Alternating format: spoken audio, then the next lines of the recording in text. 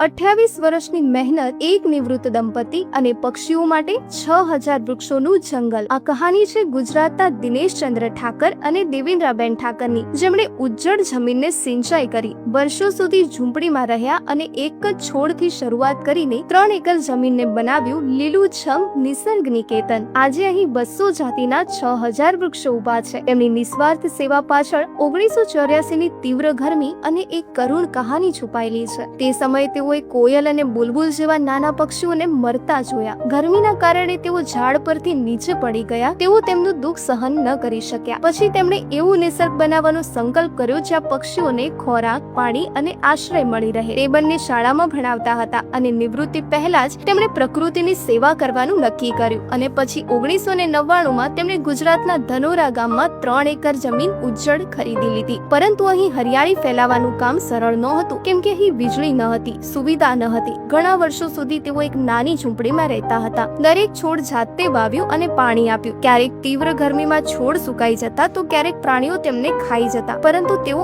અટક્યા નહીં। તેઓ વર્ષો સુધી એ જ જુસ્સા સાથે પોતાના મિશનમાં લાગેલા રહ્યા। ધીમે ધીમે બોર, આમલી અને લીમડા જેવા સ્થાનિક વૃક્ષો ઉગાડવા લાગ્યા। સાથે પક્ષીઓ પણ આવવા લાગ્યા। આજે નિસર્ગ નિકેતન મોર, પોપટ અને બુલબુલ સહિત હજારો પક્ષીઓનું ઘર બની ગયું છે, જેમના માટે દિનેશભાઈ અને દેવેન્દ્રાબેન આજે પણ દરરોજ 100 કિલો અનાજ અને પાણીની વ્યવસ્થા કરે છે। તેમણે આ પક્ષીઓ માટે નિસર્ગ સર્વિસ ટ્રસ્ટની રચના પણ કરી, પણ તેમનું કામ હજુ પૂરું નથી થયું। હવે તેઓ ગામમાં વધુ 10 જંગલો વિકસાવી રહ્યા છે। એક સમય ગુજરાતનું મિની રણ કહેવાતું આ ભૂમિ આજે લોકો ત્યાં હરિયાળી અને પક્ષીઓ જોવા માટે આવે છે, અને આ બધું એક દંપતીની મજબૂત ઈચ્છા શક્તિના કારણે શક્ય બન્યું છે, જેઓ આજે પણ 75 અને 78 વર્ષની ઉંમરે આરામ કરવાને બદલે પ્રકૃતિની સેવામાં લાગેલા છે। ચાલો આપણે તેમની સેવા અને સમર્પણનું સન્માન કરીએ અને આ વિડીયો શેર કરો, જેથી બીજા કોઈને પ્રકૃતિ બચાવવા માટે પ્રેરણા મળે।